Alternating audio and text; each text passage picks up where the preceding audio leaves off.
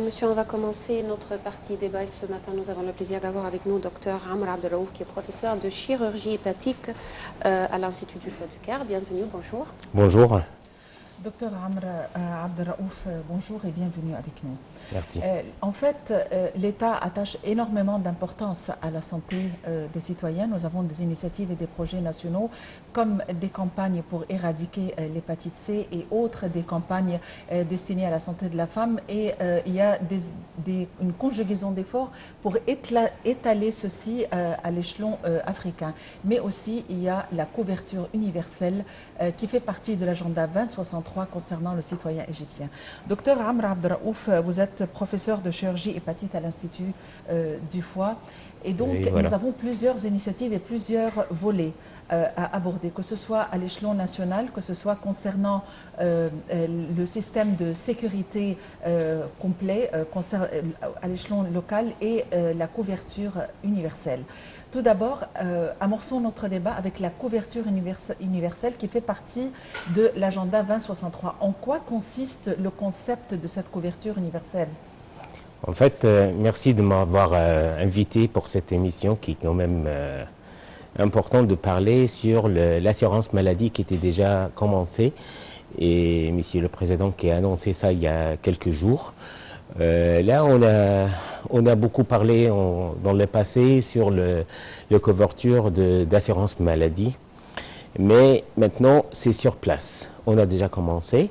On a allumé le projet il y a quelques jours et là on sait que c'est un grand projet qui va couvrir tout le pays, tout le peuple d'Égypte et qu'on va être suivis.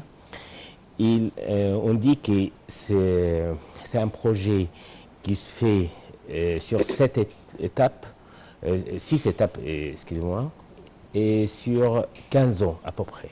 On commence avec le Port Saïd, comme tout le monde sait.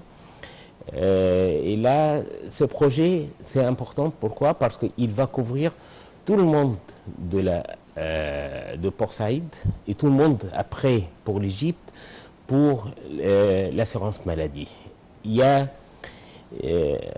On sait que pour payer ou pour dépenser sur les maladies, soit pour traiter, soit pour faire des opérations, c'est assez cher. Maintenant, l'État va faire un système pour couvrir et pour réduire les problèmes et les dépenses des gens sur cette partie de vie. Il y a une chose qui est importante dans ce programme qui est l'égalité. Et on va avoir la couverture d'assurance maladie pour tout le monde. Tout le monde peut aller dans n'importe quel hôpital et suivi par des médecins spécialisés avec quand même un niveau assez élevé. Donc on voit que l'État, c'est pas que la couverture c'est tout, non, c'est une couverture pour tout le monde avec un niveau médical important. Oui. Alors ce système global de l'assurance maladie, comme vous venez de dire, va couvrir tous les Égyptiens. C'est vrai, ça a commencé avec Port Saïd et pendant 15 ans, ça doit couvrir toute l'Égypte. Alors comment faire pour une personne pour s'inscrire dans ce système? Comme vous dites, oui, c'est vrai, ça va prendre quelques temps. Le dernier, ce sera le Caire, et ce sera le 2032 à peu près, comme on sait. Et ça va commencer pour s'inscrire sur le programme et qui sera quand même obligatoire. C'est-à-dire que tout le monde doit s'inscrire sur le programme et puis ils vont payer quelque chose et l'État va payer le reste. Ouais. L'important quand même que l'État va couvrir 100% pour les gens qui ne peuvent pas. Donc ça c'est impeccable pour l'État. Et quelles sont les étapes de mise en application? C'est-à-dire, ils ont commencé par le gouvernorat de Port Saïd et il y a déjà des tentatives. Comment évaluez-vous les premières démarches et quel serait le plan de propagation et d'application sur les différents gouvernements? Comment est-ce que les choses vont se passer? En fait, au début, pour choisir le Port Saïd, on dit que c'est un bon choix. Pourquoi? Parce que c'est un endroit en Égypte qui n'a pas assez de population. Donc on peut commencer lentement. Et puis quand même, les gens savent bien les choses là-bas. Ils ont une mentalité ouverte par rapport à certains endroits des autres. Et puis on a commencé pour leur dire que s'inscrire sur le programme. Et je crois il y a quelques jours, et on va commencer par, on dit comme par tout le monde, par la médecine de la famille. Là, c'est la première étape pour avoir une assurance maladie correcte. C'est-à-dire quoi? Et chaque personne, soit que c'est lui-même ou qui est responsable d'une famille, il doit s'inscrire sur le programme. Et s'il y a un problème, il va se présenter pour le médecin de famille. Et ce médecin de famille, il va bien juger s'il a besoin de soignement sur sa clinique ou il va le transférer pour un hôpital spécialisé. Comme ça, on ne va pas perdre des malades. Les malades, il ne va pas se balader dans une clinique et l'autre, il va dépenser n'importe quel argent. Non, il va dans un système correct qui commence avec la médecine de famille, ou le médecin de famille, qui va transférer pour passer le malade dans le chemin correct. Oui. Ça, c'est la première chose. En fait, l'État va faire un programme pour améliorer le niveau de médecins et les personnes qui travaillent dans les milieux médicaux. Donc, on travaille sur deux côtés. Le côté des peuples pour s'inscrire sur le programme. En plus, le côté pour élever et améliorer les médecins et tous les personnels qui travaillent dans ce métier. Ouais.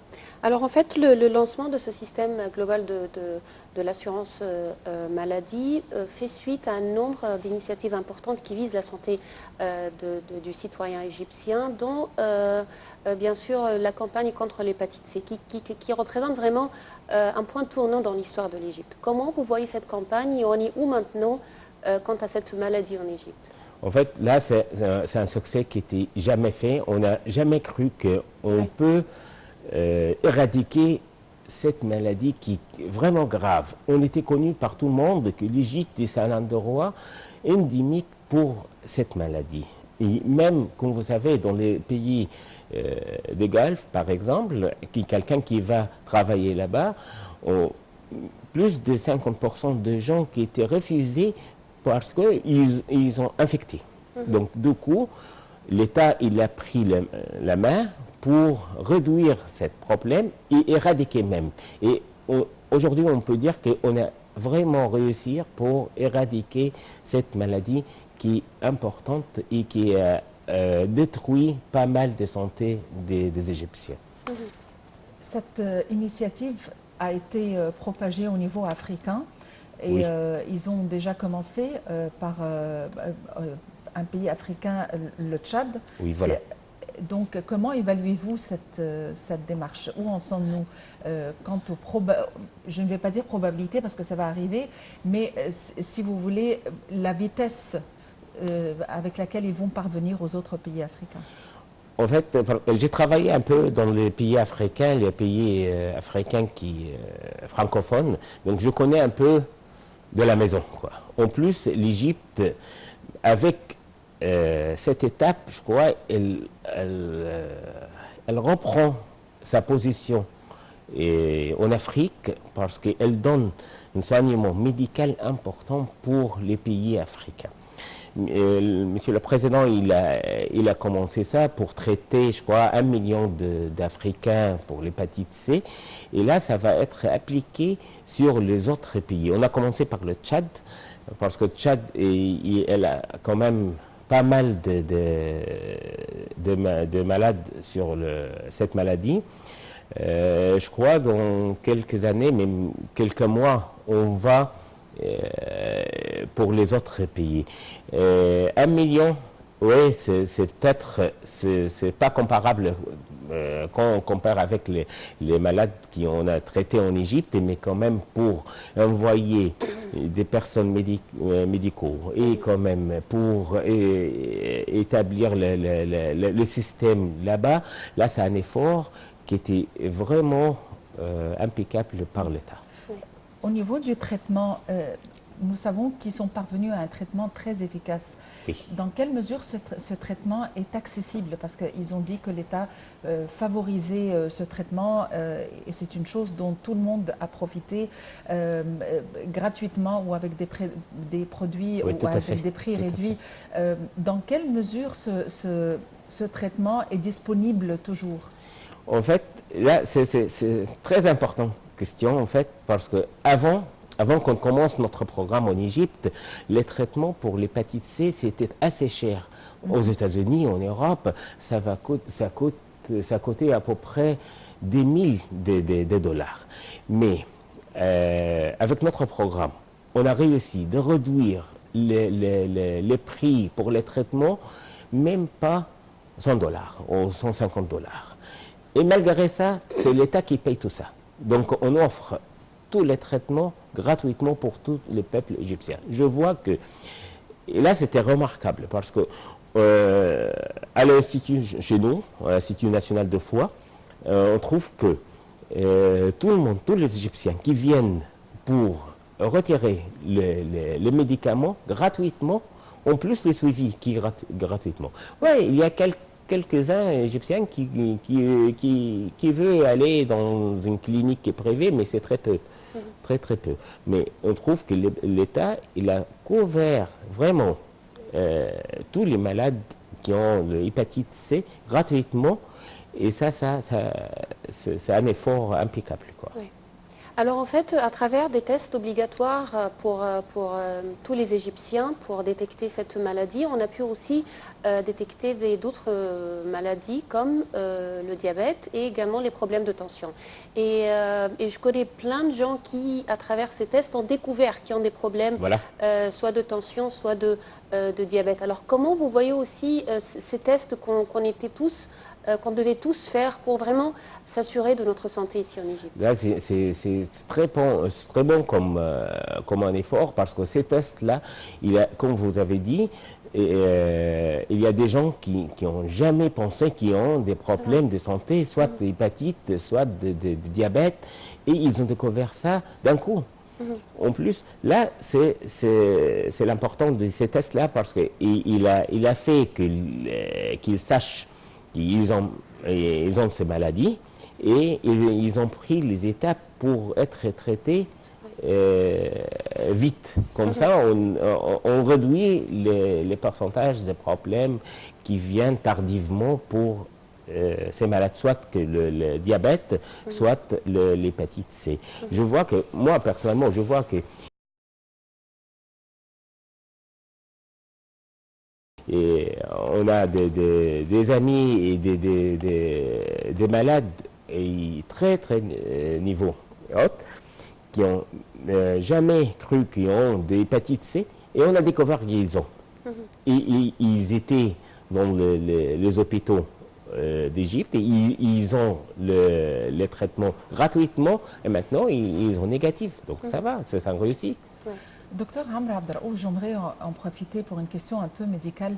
L'hépatite C était une maladie terrifiante. Les gens étaient dévastés quand ils l'avaient. Est-ce qu'à nos jours, la connotation de l'hépatite C est moins terrifiante? Oui, je crois.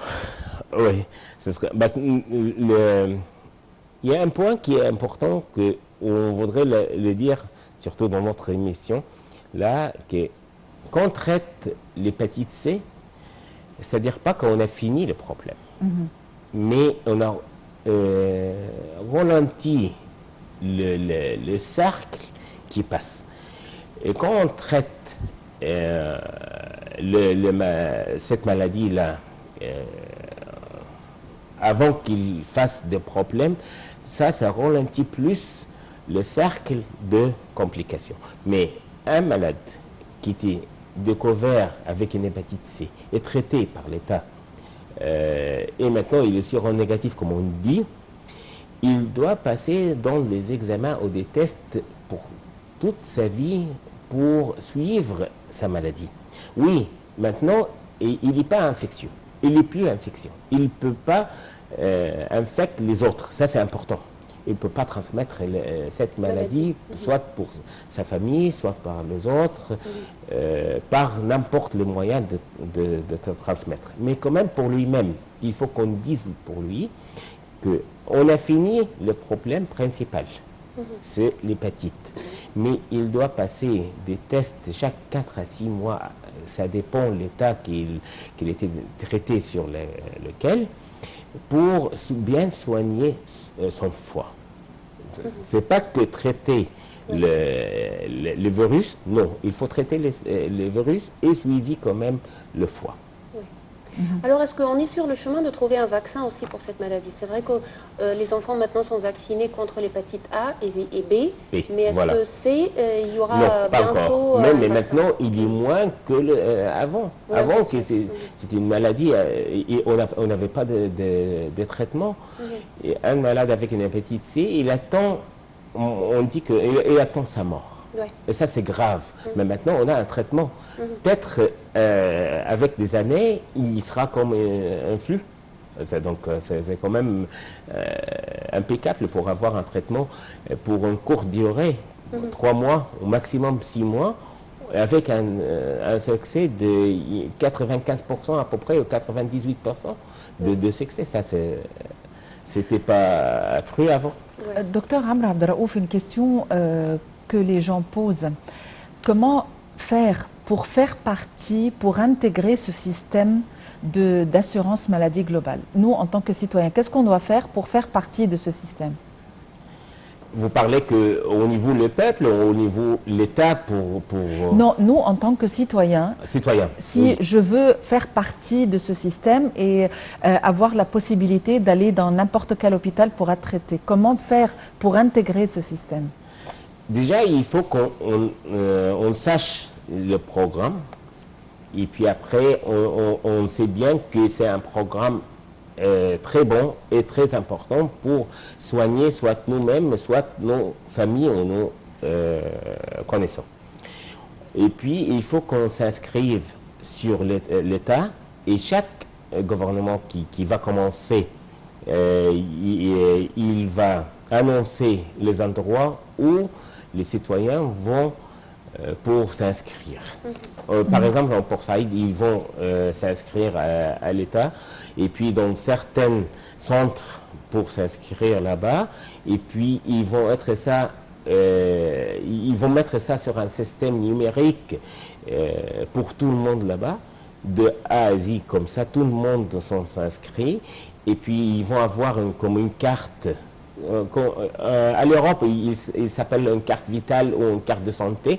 Et là, il présente ces cartes dans la clinique ou l'hôpital où il va s'adresser. Et puis après, petit à petit, il va être intégré. Mais les citoyens doivent en fait faire d'efforts pour aller s'inscrire, qui sera obligatoire. Et puis après, même les gens qui n'ont pas les moyens, il ne faut pas avoir peur parce que l'État, il va couvrir ça au début. Petit à petit, ça va être couvert pour tout le monde. Oui. Alors, vous avez aussi mentionné un point important, c'est que l'État travaille en parallèle en ce qui concerne ce projet. C'est-à-dire, outre l'initiative même de cette assurance maladie, il y a le personnel médical, la formation pour le personnel médical, les médecins, les infirmiers et tout. Il y a les hôpitaux. On a vu ce dernier temps la construction de plusieurs nouveaux hôpitaux également, et la rénovation et la restauration d'autres hôpitaux également. Comment vous voyez aussi tout cet effort déployé par l'État dans ce domaine? Ouais, c'est un effort énorme, en fait, parce que ça, comme on a dit au début, c'est l'égalité de ce système. Pourquoi? Parce qu'un malade peut aller n'importe l'hôpital.